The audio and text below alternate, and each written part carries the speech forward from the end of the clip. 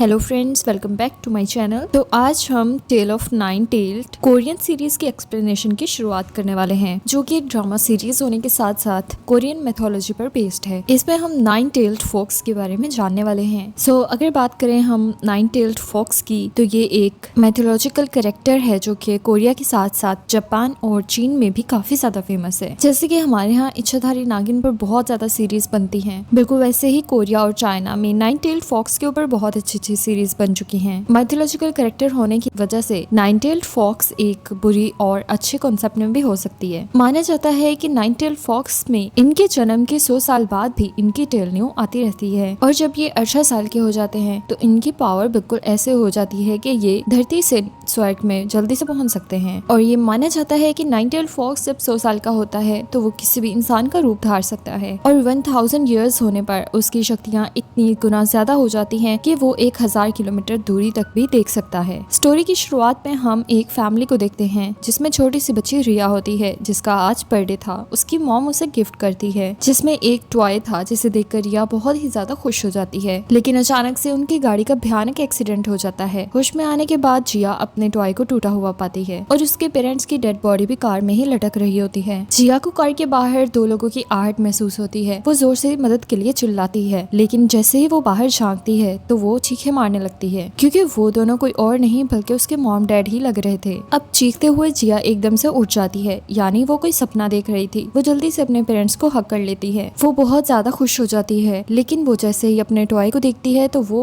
एक तरफ से टूटा हुआ था, बिल्कुल जैसे उसके सपने के एक्सीडेंट में टूटा था। वहीं उससे अपने ड्रेस के ऊपर खून के धब्बे भी दिखाई देते हैं। वो अब चालाकी के साथ अपनी मॉम से वॉलनट कुकीज मांगती है, क्योंकि उसको वॉलनट कुकीज से एलर्जी होती है। लेकिन उसकी मॉम एकदम से उठ के वॉलनट कुकीज ढूंढने लग जाती है। जिया अब समझ आती है कि ये उसके रियल मॉम डैड नहीं है, इसलिए वो गुस्से से अपनी मॉम के ऊपर हमला करती है। बदले में वो भी उसके ऊपर अटैक करने लगते हैं। वो फौरन से भाग के अपने रूम के अंदर छुप जाती है। यहाँ पर रेड छाते वाले लियोन नाम के कैरेक्टर की एंट्री होती है, जो कि इन दोनों को मारने लग जाता है। लियोन यहाँ पर एक लड़की यून को ढूंढ रहा था, लेकिन जब उसे यून नहीं मिलती तो वो जिया पर मैजिक करके उसे सब भूलने के लिए कहता है। अब सीन्स चेंज होते हैं। 21 ईयर्स के बाद का सीन दिखाया जाता है, जहाँ पर मौसम अच्छा होने के बाद भी बारिश हो रही थी, क्योंकि आज लोमड़ियों की शादी होने वाली थी। दोस्तों, यहाँ पर जब भी कोई वेदर अच्छा होता है उसके बावजूद भी बारिश हो रही होती है, तो इसका मतलब होता है कि लोमड़ियों की शादी होने वाली है, जो कि शायद एक मिथ हो सकता है। So coming back to the series, इसी फॉक्स मैरिज में लियोन भी जा रहा था। शादी के बाद वो दुल्हन से मिलता है जो कि एक फॉक्स थी। यहाँ पर लियोन उस फॉक्स को मारने ही वाला होता है, क्योंकि इस फॉक्स ने ब्राइड बनने से पहले बहुत सारे मासूम लोगों की जानें ली थी। दोनों के बीच जबरदस्त किस्म की लड़ाई होती है। वो फॉक्स उससे अपनी आखिरी ख्वाहिश के तौर पर अपनी शादी को कंप्लीट करने का रिक्वेस्ट करती है, जिस पर लियोन मान जाता है और उसे बाद में मारने के लिए डिसाइड करता है। अब सीन्स शिफ्ट होते हैं जिया पर, जो कि बड़ी होने के बाद एक ब्रॉडकास्ट कंपनी की प्रोड्यूसर बन गई थी, और अपने कोवर्कर जिसका नाम लियो है उसके साथ इसी फॉक्स की शादी में आ रही थी। अब शादी खत्म होने के बाद लियोन उस ब्राइड को मारने ही वाला होता है, तो वो ब्राइड लियोन को बोलती है कि मेरे पति की याददाश्त में से मेरी सारी यादें रिमूव कर दो, ताकि वो मेरी वजह से कभी भी सेट ना हो और अपनी लाइफ को अच्छे से गुजार सके। लेडी फॉक्स मरते ही सुनहरे रंग की धूल में बदलकर गायब हो जाती है, जहाँ सबको लगता है कि दुल्हन अपनी ड्रेस को छोड़कर वहाँ से भाग गई है। लेकिन जिया को ब्राइड की ड्रेस के ऊपर खून के कुछ दाग और बाल मिलते हैं। जिया उसे सीसीटीवी फुटेज लेने के लिए भेज देती है और खुद फोरेंसिक लैब में आ जाती है। उसे पता चलता है कि जो बाल उसे गाउन पर मिला था वो एक फॉक्स का था, लेकिन फॉक्स वहाँ पर आ नहीं सकती थी क्योंकि सभी जानवरों के ऊपर ट्रैकर लगे हुए थे। अब सीन शिफ्ट होते हैं एक पार्क में, जहाँ पर लियोन एक पार्क में एक बच्चे का बैलून लाकर उसे वापस कर देता है। ये सब कुछ देखकर एक छोटा बच्चा उसके पास आता है और उसे पूछता है कि क्या तुम कोई एलियन हो, लेकिन लियोन उसे बताता है कि मैं एक नाइन टेल्ड फॉक्स हूँ और मेरी एज 50 ईयर्स से भी ऊपर है। यहाँ इस टाइम वो अपने प्यार के दोबारा जन्म लेने का इंतजार कर रहा है। बच्चे से दिल की बात करने के बाद लियोन फॉक्स की आफ्टर लाइफ ऑफिस में पहुंचता है और रिसेप्शनिस्ट को बताता है कि उसने सिस्टर फॉक्स को उसकी शादी पर मार डाला है, और वो इस बात से बिल्कुल भी खुश नहीं था, और वो इस बात पर रिसेप्शनिस्ट के ऊपर भड़क भी रहा था, क्योंकि लोगों की जान लेना उसे बिल्कुल भी पसंद नहीं था। लेकिन वो रिसेप्शनिस्ट उसे एक कॉन्ट्रैक्ट पेपर दिखाते हुए बोलती है, तुमने अपने प्यार के पुनर्जन्म के लिए ही ये कॉन्ट्रैक्ट साइन किया था कि तुम लोगों को मारोगे, और अब तुम इससे पीछे नहीं हट सकते। अब वो उसके कॉन्ट्रैक्ट को जलाने ही वाली थी कि लियोन बहुत ही ड्रामेटिक वे में उसके कॉन्ट्रैक्ट को छीनकर आग बुझाने की कोशिश करता है। वहीं फोरेंसिक वाला लियोन को कॉल करके अपने पास बुलाता है और दूसरी साइड दिखाया जाता है कि जिया अपनी टीम के साथ मिलकर सीसीटीवी फुटेज देख रही होती है। उस सीसीटीवी फुटेज में उसे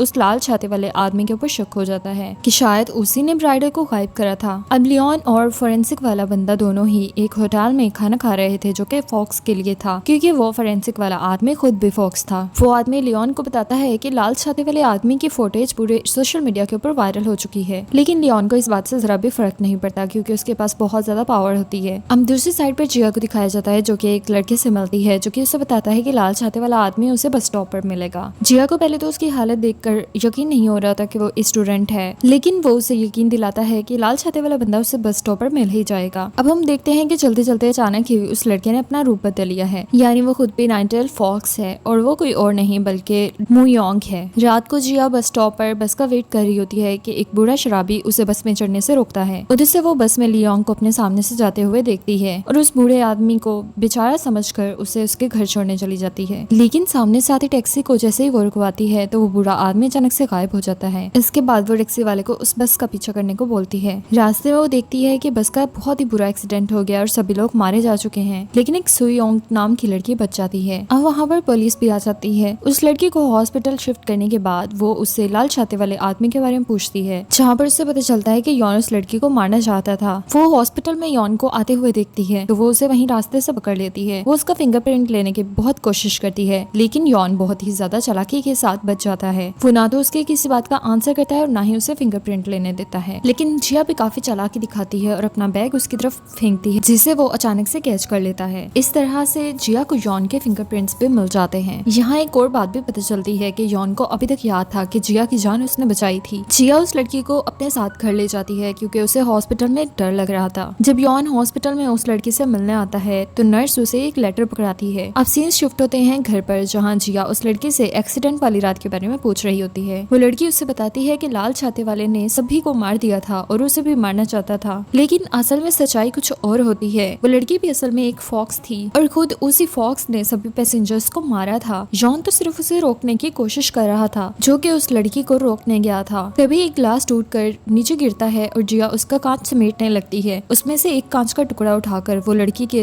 गले पर रख देती है और उसे सच्चाई बताने को बोलती है, क्योंकि उसे महसूस हो गया था कि वो लड़की झूठ बोल रही है। जब बस में मौजूद सभी पैसेंजर्स मर चुके थे तो उसने आखिर उसी लड़की को क्यों छोड़ दिया। लेकिन अचानक से ही वो लड़की रैंक में बदल जाती है, जो कि असल में लियोन का भाई था। वो कहता है कि उसने उस लड़की को भी खा लिया था और अब वो जिया को भी खाने वाला है। अब उसी टाइम वहाँ पर लियोंग भी आ जाता है क्योंकि उसे वो लेटर मिल गया था जो कि जिया ने अपने घर का एड्रेस लिखा था। अब उन दोनों भाइयों में जबरदस्ती फाइट होती है जिसमें रैंक हार जाता है। वो अपने भाई लियोन को जाते जाते ये बोलता है कि 1 महीने के अंदर अंदर यंग को ढूंढने के लिए बोलता है, नहीं तो वो जिया को मार देगा। जाने से पहले लियोन जिया पर मैजिक करके उसे सब कुछ भुला देता है, लेकिन जिया ने अपने घर में कैमरा फिट करवा रखा था जिसे देखकर उसे सब कुछ याद आ जाता है। सुबह डिटेक्टिव उसे कॉल करके जॉन का एड्रेस दे देता है जो कि उनको जॉन के फिंगरप्रिंट से मिला था। रात को लियोन को अपने घर पे जिया के घर पे होने वाली अपने भाई के साथ की फाइट की सारी सीसीटीवी फुटेज मिल जाती है। जॉन जिया को अपनी असलियत नहीं बताता है, लेकिन जिया बैल्कनी से खुद ही कूद जाती है, लेकिन किसी हीरो की तरह लियोन की एंट्री होती है और वो जिया को बचा लेता है। जिया लियोन को बेहोश करने के लिए इंजेक्शन लगा देती है जिससे वो बेहोश हो जाता है। मतलब कि जिया ने अपनी जान की बाजी सिर्फ ये सच जानने के लिए लगा दी कि लियोन क्या है। ओह यार ये कितनी औसम है यार। सीन्स शिफ्ट होते हैं पास्ट पर, जहां हम लियोन को देखते हैं जिसके पास इतनी शक्तियां होती हैं कि वो हवा और वेदर को कंट्रोल कर सकता है। यहीं इसी आइलैंड पर वो पहली बार छोटी योंग से मिला था। जब वो बड़े हुए तो उनमें बहुत गहरा प्यार हो गया था, लेकिन अचानक एक दिन योंग मर जाती है। लेकिन जब उसकी आत्मा स्वर्ग में जा रही होती है तो उस नाव को योंग रोक लेता है, लेकिन उसे योंग को जाने देना होगा क्योंकि वो उसे यहाँ रोक नहीं सकता था। लेकिन जाते जाते वो उसके मुंह में एक जादुई बीज डाल देता है और उसे दोबारा जन्म लेने को बोलता है। समय बीतता गया और यौन युंग को ढूंढता रहा, लेकिन अभी तक भी युंग उसको नहीं मिली थी। सालों बीत जाने के बाद भी वो अपने प्यार के दोबारा जन्म लेने का इंतजार कर रहा है। लियोन को जब होश आता है तो वो जिया के घर पे होता है। जिया उसे धमका कर उसे अपने पेरेंट्स का पता कराने के लिए पूछती है, क्योंकि वो जान गई थी कि 21 साल पहले जब वो गायब हुए थे तब यौन भी वहीं पर था। जिया के धमकाने की वजह से जिया को यौन एक आंख से अंधा कर देता है। जिया उससे माफी मांगती है और उसे बोलती है कि अगर वो उसके पेरेंट्स को ढूंढ देगा तो वो ये सब कुछ भुलाने के लिए तैयार है और वो इन सब चक्रों में नहीं पड़ पड़ेगी। यॉन उसकी मदद करने के लिए रेडी हो जाता है, लेकिन उसी रात यॉन को अब उसके पेरेंट्स के बारे में एक बहुत हॉरर ड्रीम आता है, जिसमें उसकी माँ उसे एक इंसान की खोपड़ी देती है। अब आफ्टर लाइफ के ऑफिस में लियोन को रिसेप्शनिस्ट से ये पता चलता है कि लियोन का पुनर्जन्म किसी लड़के के रूप में भी हो सकता है,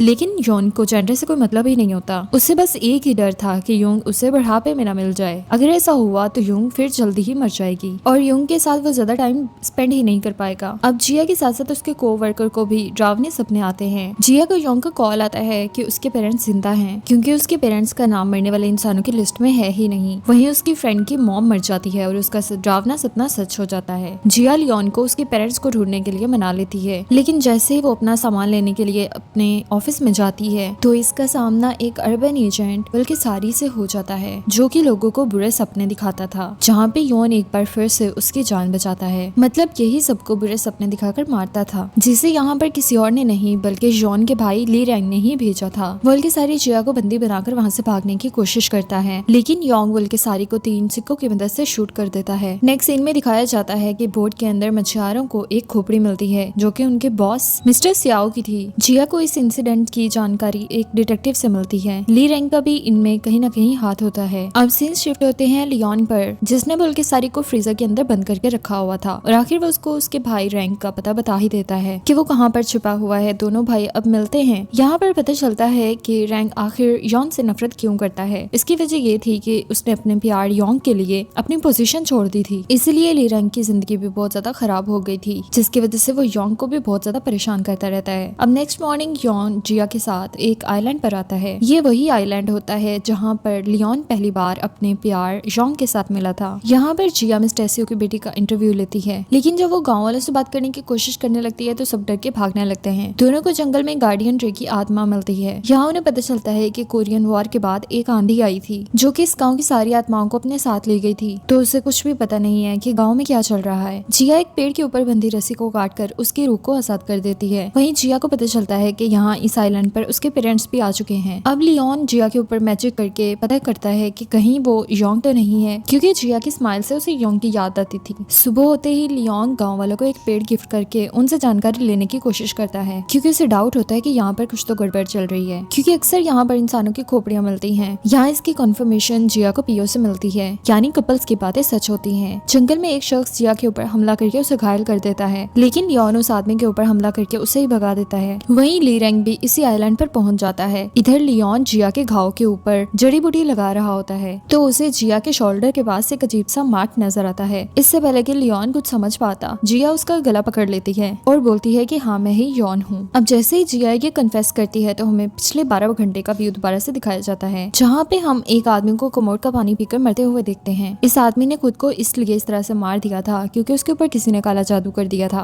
और वो काले जादू वाली वुडन डॉल ली रैंग को मिल गई थी। जिया इन्वेस्टिगेट करते हुए मरे आदमी के घर आती है, जहाँ पर उसे ये पता चलता है कि यह आदमी भी मिस्टर सियो के ग्रुप का ही हिस्सा था। वहीं 4 लोगों के साथ में वो भी समुद्र में फंसा हुआ था, लेकिन सिर्फ मिस्टर सियो को छोड़कर बाकी सब बच गए थे। जिया को उस आदमी के हाथ में कुछ बाल नजर आते हैं, जिनसे सियो के घर की स्मेल आ रही थी, क्योंकि उस आदमी को मिस्टर सियो की बेटी ने ही मारा था, जो कि अब मिस्टर सियो के बाकी साथियों के ऊपर भी काला जादू कर रही थी। जिससे जिया को पता चल जाता है कि मिस्टर सियो के बचे हुए 2 साथी भी मरने ही वाले हैं, इसलिए वो योंग के साथ में उन दोनों को बचाने के लिए निकल पड़ती है। वहीं हम मिस्टर सियो के तीसरे साथी को देखते हैं, जिसे एक बिना सर का आदमी हॉन्ट करता है। वहीं उसके घर पे हम एक ड्रैगन पेंटिंग को भी देख पाते हैं। यहाँ पर जिया और योंग भी चौथे साथी के घर पे पहुंच गए थे। यहाँ उस आदमी की भी हालत कुछ बिल्कुल भी ठीक नहीं लग रही थी, और उसके घर पे भी वही ड्रैगन की पेंटिंग रखी हुई थी, जहाँ पर जिया बहुत ही चालाकी से उस आदमी की सारी इन्फॉर्मेशन निकाल लेती है। यहाँ पर हमें पता चलता है कि 28 दिन तक जब वो बिना खाना और पानी के समुद्र में फंसे हुए थे, वहाँ उन्होंने मिस्टर सियो को ही मारकर खा लिया था। अब वो आदमी भी तड़प के मर जाता है, और उसके हाथों में भी उन्हें बालों का एक गुच्छा नजर आता है। दूसरी तरफ सियो की बेटी को काला जादू ली रैंग ही सिखा रहा था, जिसकी वजह से आफ्टर लाइफ ऑफिस में रिसेप्शनिस्ट भी काफी परेशान हो रही थी, क्योंकि वो उन लोगों को मार रहे थे जो कि मरने वाली लिस्ट में थे ही नहीं। जिया और यॉन तीसरे मरे हुए आदमी के घर आ जाते हैं, लेकिन वो देखती है कि यॉन को तो इन मौतों से फर्क ही नहीं पड़ रहा था, क्योंकि उसने अपने होते हुए काफी मौतें देखी थी, जिसमें उसका लव यानी योंग भी शामिल थी। लियोन जिया को बताता है कि जो पेंटिंग हम देख रहे हैं वो एक ड्रैगन की नहीं बल्कि खतरनाक सांप की है, जिसे लोग आमतौर पर युमुंगी बुलाते हैं। वहीं ली रैंग जंगल में एक विच से मिलता है, जिसके साथ मिलकर वो कुएं में कैद एक लोमड़ी को आजाद करना चाहता था, और वहाँ पर मौजूद उस लोमड़ी को ली रैंग ने ही कैद करा था। जब वो इस आइलैंड का मास्टर हुआ करता था, लेकिन विच के कहने के मुताबिक उन्हें किसी खास इंसान की बलि देकर योमुगी को आजाद करवाया जा सकता है। यानी जिया फिर से मुसीबत में पड़ने वाली होती है, लेकिन लियोन को इस बात का अंदाजा हो जाता है और वो जिया को आइलैंड छोड़ने के लिए बोलता है, लेकिन जिया मना कर देती है। अब दूसरी तरफ रैंक से हमें ये पता चलता है कि योंग उससे बहुत ज्यादा प्यार करता था, लेकिन बहुत साल पहले लियोन ने ली रैंक के पेट को फाड़कर उसे ऑलमोस्ट मार ही डाला था। तब से ली रैंक बच तो गया था, लेकिन वो लियोन को मारना चाहता था। अभी हम लियोन और रिसेप्शनिस्ट की बातों से अंदाजा करते हैं कि लियोन ने योंग की खातिर ही ली रैंक को मारा था। पार्ट 2 देखने के लिए चैनल को जरूर विजिट करें और अगर वीडियो पसंद आई हो तो लाइक और शेयर करना मत भूलिएगा।